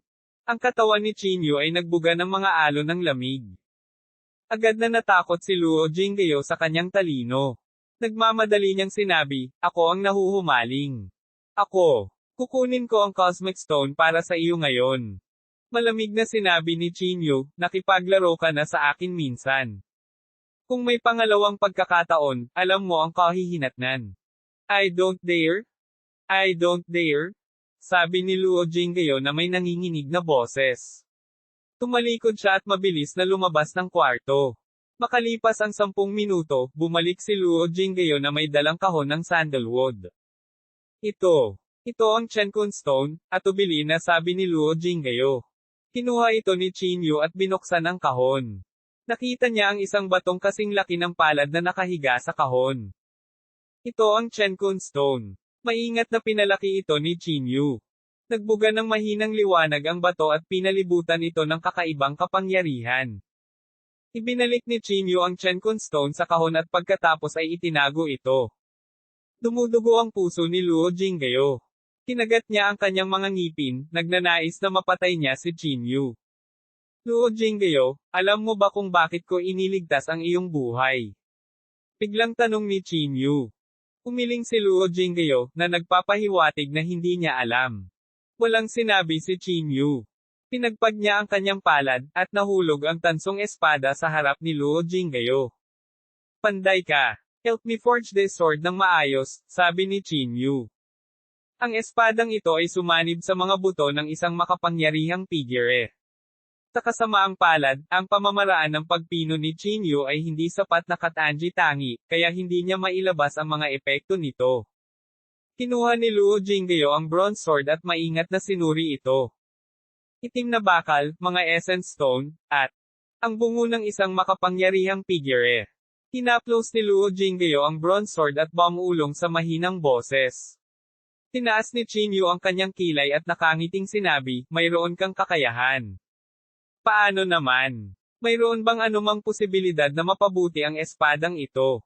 Sinabi ni Luo Jingyo sa malalim na boses, oo, at napakalaki ng espasyo. Tumayo si Qin Yu at sinabi, kung gayon, ipaubaya ko ito sa iyo. Pupunta ako sa iyo para kunin ang espada pagkatapos ng bagong taon. Pagkasabi nito, tumalikod si Qin Yu at umalis. Pagkaalis ni Qin Yu, nagmamadaling nagtanong si Luo Yang, tatay, kinuha niya ang Space God Weapon at ang Chenkun Stone. Hahayaan na lang ba natin ng ganun-ganun lang? Nang marinig ito, sinampal ni Luo Jingyo ang mukha ni Luo Yang. Kung hindi dahil sa iyo, bastardo, paanong ang ating pavilion ng mga makalangit na lihim ay magdurusa ng ganoong kabigat na pagkawala? Sabi ni Luo Jingyo sa nakanganga na mga ngipin. Tinapin ni Luo Yang ang kanyang mukha at hindi nang ahas na magsalita. Ang Qin Yu na ito ay hindi na isang taong maaari nating harapin. Maliban kung may martial saint sa mundo, walang makakapidyaw sa kanya. Malamig na sabi ni Luo Jingyo. Kinagat ni Luo Yang ang kanyang mga ngipin at sinabing, tiyak na hindi siya pababayaan ng Jingdo Martial Arts Association. Sana nga. Mamantong hininga si Luo Jingyo. Ang pahayag na ginawa ni Qin Yu sa Martial Arts Forum ay patuloy pa rin sa pag-ferment. Dahil binanggit lang ni Qin Yu ang pangalan ng Jingdu Martial Arts Association, hindi sila masyadong naguguluhan. Bukod dito, bisperas ng bagong taon, kaya wala sila sa mood na magmalasakit sa anumang bagay. Ang bisperas ng bagong taon ng Fire Country ay palaging napakapayapa at mapayapa. Tila sabay-sabay na ibinaba ng lahat ang kanilang sama ng loob. Ang lahat ng kanilang sama ng loob ay malulutas pagkatapos ng bagong taon. Gayunpaman, mayroong isang tao na exception, at iyon ay si Qin Yu. Sa sandaling ito, bumalik na si Qin Yu sa Divine Alchemist Pavilion. Ginamit niya ang Cosmic Stone bilang ubod ng pagbuo ng pagpatay at ibinigay niya ang autoridad ng pagbuo ng pagpatay sa Master ng Pavilion. Sa pamatay na forma sayon na ito, naniniwala ako na kahit isang kalahating hakbang na Martial Saint ay mahihirapang makalapit kahit kalahating hakbang. Sabi ni Qin Yu sa malalim na boses. Bagaman sinabi niya ito, mayroon pa ring ilang mga pagkukulang sa forma sayon na ito. Iyon ay, kapag nakatagpo sila ng isang top formation master at nasira ang core ng formation, natural na masisira ang formation. Sa makatuwid, itinakda ni Qin Yu ang core ng formation sa isang sobrang tago na lugar. May isang linggo pa bago ang bagong taon, sabi ng Pavilion Master sa mahinang boses mula sa gusali ng Pavilion Master. Napabuntong hininga si Qin Yu at bumulong, ito ay nakatakdang maging isang hindi pangkaraniwang taon. Kung wala kang ibang mapupuntahan, manatili sa Divine Alchemist Pavilion, sabi ng Pavilion Master. Napatingin si Qin Yu kay Yan Ruozo na nakahiga sa medicinal pool. Hindi lang sakit ang pintig ng puso niya. Sa tuwing sasapit ang bagong taon, mas lalo niyang nami-miss ang minamahal. Ganoon din si Qin Yu. Huminga siya ng malalim at umiling, hindi, gusto kong pumunta sa Hilagang Kanluran. Pumunta ka sa Hilagang Kanluran para saan? Nagdududa ang tanong ng Pavilion Master. Malamig na sinabi ni Qin Yu, ang Katayan, ang Hilagang Kanluran, ang pamilyang Lei. Malapit na mag-New Year. Mas mabuting maghintay hanggang matapos ang bagong taon. Kung hindi, ito ay madaling makapukaw ng galit ng publiko. Iminungkahi ng Pavilion Master. Sumulyap si Qin Yu sa Pavilion Master at sinabing, hindi lang gusto kong kumilos, gusto ko ring gumawa ng hakbang sa araw ng bagong taon. Gusto ko lang malaman nila na kapag na-provoke nila ako, wala na akong bottom line. Kabanata 859, ang 8 mas mataas. Ibinuko ng Pavilion Head ang kanyang bibig, ngunit wala siyang masabi. Kitang-kita niya ang malamig na layunin ng pagpatay mula kay Qin Yu. Ang layunin ng pagpatay na ito ay napakalinis, at nagdulot ito ng panginginig sa mga gulugad ng mga tao. O tama, Pavilion Head, alam mo ba kung saan may Mystic Realm Masters? Biglang may naisip si Qin Yu. Mystic Realm Masters. Sumimangot ang ulo ng Pavilion. Karaniwan, napakalaking puwersa at organisasyon lang ang magkakaroon ng Mystic Realm Masters, dahil napakabihirang ng Mystic Realm Masters. Umiling ang Pavilion Master. Tulad ng inaasahan. Bahagyang bumaantong hininga si Qin Yu. Kung alam niya ng mas maaga, hindi niya sana pinatay si Zinke ng ganoon kaga. Dalhin man lang siya sa Spirit Spring ng Green Moon Villa para tingnan. May isang walang ari na Mystic Realm na nakatago doon. Maaari ko lamang ilagay ang aking pag-asa sa Jingdu Martial Arts Association, naisip ni Qin Yu sa kanyang sarili. Hanggat nahuli si Guo Xinghe, maaaring makipag-ayos si Qin Yu sa mga tuntunin. At ang relasyon ni Gu Zizhen sa mga nakatataas ng Jingdu Martial Arts Association ay malinaw na hindi kasing humble ng kay Lola Qin. Malamang, makukuha niya ang gusto niya. Sa mga sumunod na araw, hindi umalis si Qin Yu sa Divine Alchemist Pavilion. At lahat ay tulad ng sinabi ng Pavilion Master. Ito ay ang katapusan ng taon, at ang iba't ibang mga pangunahing paksayon ay hindi na dumating muli. Lumipas ang oras. Sa isang kisap mata, 3 araw na lang ang natitira bago sumapit ang bagong taon. Isang madaling araw, dumating si Qin Yu sa gusali ng Pavilion Master. Pavilion Master, plano kong pumunta sa Hilagang Kanlurang Pamilya Lei, sabi ni Qin Yu. Ang Pavilion Master ay nagsabi sa isang malalim na boses, bagaman ang Pamilya Lei ay hindi masyadong sikat, ang kanilang lakas ay labis pa rin ang malupit. Pagkatapos ng lahat, sila ay isang matandang aristokratikong pamilya. Napabuntong hininga si Chin Yu at sinabing, buntong hininga, wala akong mahanap na ibang target sa ngayon. Kung hindi, hindi ko pipiliin ang pamilyang Lei para kumilos. Sa sandaling ito, tila biglang may naisip ang Pavilion Master. Naaalala ko na sa katapusan ng taon, ang mga lilang robe ng Jingdu Martial Arts Association ay magtitipon ng isang beses at magdaos ng isang pulong, mahinang sabi ng Pavilion Master. Tumaas ang kilay ni Chin Yu at sinabi niya, ibig mong sabihin, gusto mong pumunta ako sa Jingdu Martial Arts Association. Hindi ko sinabi iyan. Pinuka ng Pavilion Master ang kanyang mga kamay. Tumawa si Chin Yu at sinabing, naiintindihan ko. Pupunta ako sa Jingdu ngayon. Pagkatapos magpaalam sa Pavilion Master, dumiretso si Chin Yu sa Jingdu. Kung ikukumpara sa purple na robe, ang impluwensya ng pamilya Lei ay halatang mas mababa. Pagkatapos ng lahat, ang lilang robe ay kumakatawan sa pinakamataas na lakas ng labanan sa ibabaw ng Jingdu Martial Arts Association. Sa sandaling ito, maraming sasakyan ang nakaparada sa pasukan ng Jingdu Martial Arts Association. Ang mga kotse na ito ay may iba't ibang hugis at sukat, at mayroong lahat ng uri ng mga luxury car. At ang may-ari ng mga sasakyang ito ay ang purple na robe na nagtrabaho para sa Jingdu Martial Arts Association. Maraming mga lilang robe ang nagtipon sa pasukan, nagpapalitan ng mga pagbati at naghihintay ng paunawa ng Jingdu Martial Arts Association. Makalipas ang 10 minuto, lumabas si Ziyahang sa loob. Pinatawag ka ng mga nakatataas sa conference room, sabi ni Ziyahang. Nang marinig ito, isang bakas ng pagkabigla at pananabik ang bumalatay sa mga mukha ng mga lalaking nakasuot ng lila. Higher-ups, ang nagdaraos ng kumperensya sa pagkakataong ito ay ang mga nakatataas. Tuwang-tuwang sabi ng isa sa mga lalaking nakasuot ng lila. Noong nakaraan, ito ay laging Lola Chin. Halos imposible na nating makilala ang mga nakatataas. Ang galing. Hindi ko ine-expect na magkikita pala talaga kami ng mga nakakataas. Ipinaliwanag ni Ziyahang, dahil bumalik si Gu Xinghe sa pangalawang lihim na kaharian, ang mga nakatataas ang personal na magdaraos ng kumperensya para sa iyo sa pagkakataong ito. President Ziya, bilasan mo at dalhin mo kami doon, hindi na kami makapaghintay pa. Tuwang-tuwang sabi ng mahigit 20 lalaki na nakasuot ng lila. Tumango si Ziyahang, tumalikod at naglakad papasok sa Jingdu Martial Arts Association, na dinala ang lahat sa meeting room ng higher-up. Madilim ang meeting room, at ang mahinang liwanag ay nagdagdag ng isang layer ng solemnity at misteryo sa buong meeting room. Maraming lilang robe ang maingat na pumasok sa conference room. Baka sa mga mukha nila ang kaba at excitement. Umupo ka. Itinuro ni Ziyahang ang malaking bilog na mesa sa harapan niya.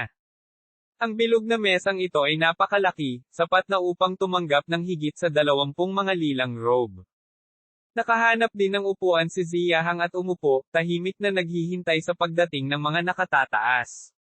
Makalipas ang halos kalahating oras, may mahinang tunog na nagmumula sa dilim. Nagmamadaling tumayo si Ziyahang at sumigaw, kumustahin ang mga nakatataas. Maraming lilang robe ang mabilis na gumaya kay Ziyahang at tumayo at sumigaw, kumustahin ang mga nakatataas. Hindi kumibo ang 8 nakatataas. Ang kanilang mga figure ay nakatago sa kadiliman at ang kanilang mga tunay na katawan ay hindi makita. Ang eksena ay nahulog sa isang maikling panahon ng katahimikan. Pagkaraan ng ilang minuto, malamig na sinabi ng isang nakatataas, sa pagkakataong ito, magdaraos tayo ng pulong sa pagtatapos ng taon. Ang pulong na ito ay pangunahing magpapabatid ng 2 bagay. Next year, magkakaroon ng Martial Saint. Naniniwala akong alam ninyong lahat. At kapag ang unang Martial Saint ay ipinanganak, tiyak na magkakaroon ng pangalawa at ikatlong Martial Saint. Sa oras na iyon, gagawin ng Jingdu Martial Arts Association ang lahat para alagaan ang isang bagong henerasyon ng mga Martial Saints. At ang bagong henerasyon ng mga Martial Saint ay pipiliin mula sa inyo. Sa sandaling sinabi ang mga salitang ito, ang buong lugar ay sumabog. Excited na sumigaw ang lahat, maraming salamat sa mataas na opisyal. Panatilihin ang katahimikan, sabi ni Ziyahang sa malalim na boses. Pagkatapos, nagpatuloy ang mga nakatataas na nakatago sa mga anino, dapat mapanatili ng Jingdo Martial Arts Association ang dominasyon nito sa martial arts world. Walang sino man ang pinapayagang yumanig dito. Bagaman mayroong ilang mga aksidente sa taong ito, ang lahat ng ito ay magtatapos sa susunod na taon. Talagang matatapos ang susunod na taon dahil masisira ang iyong Jingdo Martial Arts Association sa susunod na taon. Sa sandaling ito, isang boses ang nagmula sa labas ng pinto. Nagbago ang ekspresyon ng lahat, at napatingin silang lahat sa pinto. Nakita nila si Chinyu Swagger. Nasa meeting ka ba? Pwede mo ba akong isama? Gumisi si Chinyu. Chinyu. Ito ay hindi isang lugar na maaari mong puntahan. Mabilis na lumabas. Tigaw ng isang taong nakasuot ng kulay lila. Hindi siya pinansin ni Chinyu. Tumingin siya sa paligid at sinabing, ito ang meeting room ng mga nakatataas. TSK. Nasaan ang 8 mas mataas? Bakit hindi ko sila nakita? Ang mga nakatataas ay ang lahat ng pagkakatawang tao ng kadiliman. Paano mo sila makikita? Nagalit ang isang lalaking nakasuot ng lila. Ang mga pagkakatawang tao ng kadiliman. Are you of *King primary school student? Hindi mapigilan ni Chinyu na magmura. Ang maraming lalaking nakasuot ng lila ay labis na galit. Marahil ay dahil suportado sila ng mga nakatataas, kaya patuloy nilang minumura si Chinyu. Hindi sila pinansin ni Chinyu. Sa halip, sinulyapan niya ang 8 bakanteng upuan. Nabalitaan ko na ang iyong mga nakatataas ay mahilig magtago sa dilim. Walang nakakita sa iyo dati, tama ba? Pinaikit ni Chinyu ang kanyang mga mata at sinabing. Si Ziyahang, na nasa gilid, ay medyo kinakabahan. Chinyu, anong gagawin mo? Bilisan mo at umalis bago pa magalit ang mga nakatataas. Hindi siya pinansin ni Chinyu. Sa halip, nagpatuloy siya, I'm very curious. Gaano kapangit ang kailangan mong maging hindi maglakas loob na makakita ng iba? Araw-araw nagtatago sa dilim, hindi ba't lahat kayo ay nakikiusyoso? Walang umimik. Paano sila maglakas loob na sagutin ang tanong na ito? Dahan daw ang tumayo si Chinyu at Ninishan, dahil nandito ako ngayon, hayaan mong ilabas ko ang iyong kurtina at tingnan kung ano talaga ang hitsura ninyong 8. Kabanata 806 na po, ang tunay na mukha ng mga nakatataas. Chinyu? Ang lakas ng loob mong sabihin ang mga karumal-dumal na salita. Tumayo ang mga nakapaligid na lalaki na nakasuot ng purple at sumigaw. Sa kanilang mga mata, ang mga nakatataas ay walang katulad na sagradong pag-iral na hindi maaaring tanungin ng sinuman. Gayunpaman, ganap na hindi sila pinansin ni Chinyu. Tumayo siya ng may malalaking hakbang at naglakad patungo sa 8 bakanteng upuan. Chinyu? Ang lakas ng loob mo. Hindi na ito napigilan ng isang lalaking nakasuot ng lila at sumugod patungo kay Chinyu. Gayunpaman, hindi man lang siya nilingan ni Chinyu. Casual niyang iwinagayway ang kanyang palad at ang lalaking nakasuot ng lila ay agad na pinalipad at bumagsak sa lupa. Ang mga lalaking ito na nakasuot ng lila ay nasa tuktok lamang ng martial marquee realm. Paano sila magiging kapareha ni Chinyu? Nang makakita ng ganoong eksena, agad na natakot ang mga lalaking nakasuot ng kulay lila at hindi ng ahas na tumahimik. Dirdiretsong naglakad si Chinyu sa 8 bakanteng upuan. Iniabot niya ang kanyang palad at isang bahid ng espiritual na apoy ang nag-alab. Umaasa sa espiritual na apoy, sinubukan ni Chinyu na makita ng malinaw kung ano ang nakatago sa kadiliman. Ngunit sa kasamaang palad, sa ilalim ng pag-iilaw ng espiritual na apoy, talagang wala sa kadiliman. Paano ito nangyari? Agad na kumunat ang noo ni Chinyu. Maaaring nakatakas na ang 8 mas mataas na tao. Sarkastikong sabi ni Chinyu. Kalokohan. Paanong matatakot sa iyo ang mga nakatataas? May nagalit. Hindi pinansin ni Chinyu. Inilibot niya ang tingin sa 8 upuan. Gaya ng inaasahan, walang laman ang 8 upuang ito. Nang si Chinyu ay nawala sa pag-iisip, isang boses ang nagmula sa dilim.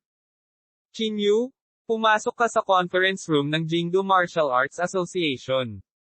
Naisip mo na ba ang kahihinatnan? Ang boses na ito ay nanggaling sa mga nakatataas. Sinundan ni Chinyu ang boses sa pagtatangkang hanapin ang kanilang lokasyon. Ngunit sa kasamaang palad, ang boses ay tila nagmula sa lahat ng direksyon, at hindi niya mahanap ang kanilang lokasyon. Anong uri ng lihim na pamamaraan ito? Kumunat ang noo ni Chinyu. Chinyu, huwag mong ipagmalaki ang iyong hindi gaanong kahalagahan. Maraming bagay sa mundong ito ang hindi mo alam. Ang boses ng isa pang nakatataas ang lumabas.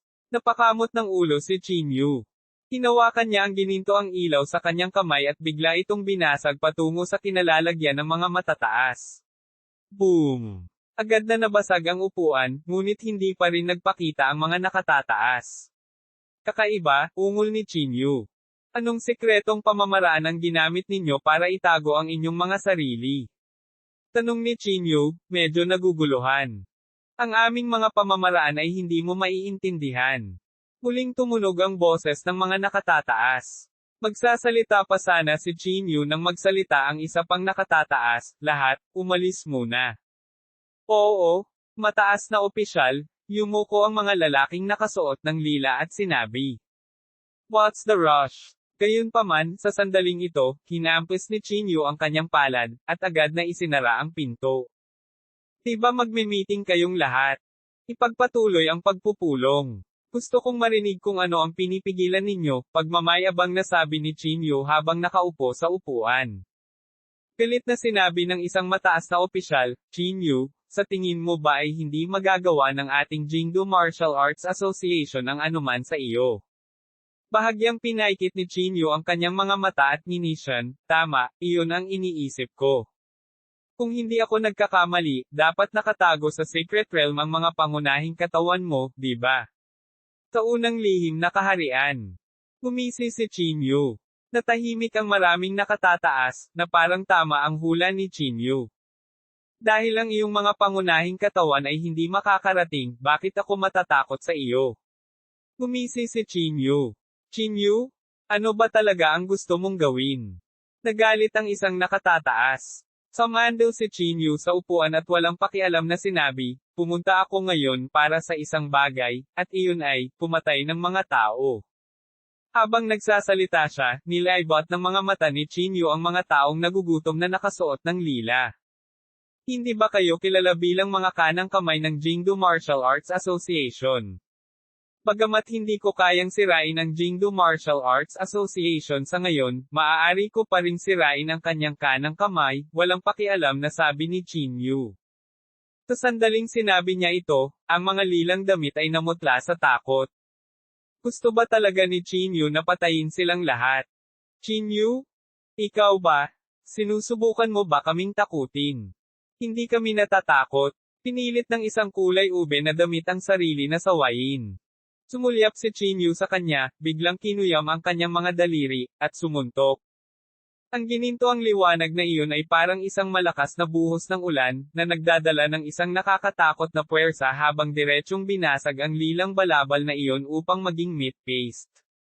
Sa tingin mo ba nagbibiro ako? Malamig na sabi ni Chinyu.